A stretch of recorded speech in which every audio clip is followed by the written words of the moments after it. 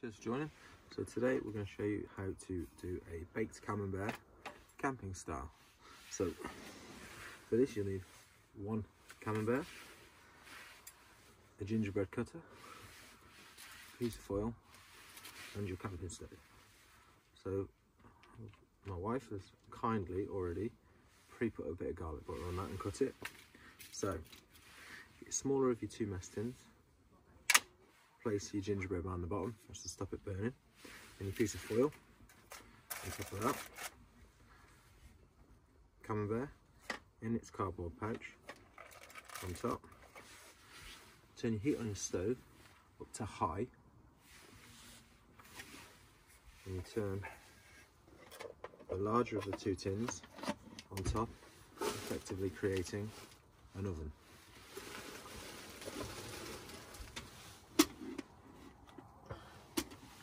We shall come back to that shortly. Cheers everyone.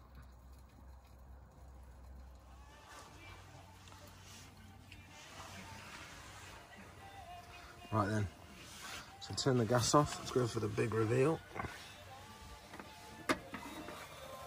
Oof, that's worked. Very nice.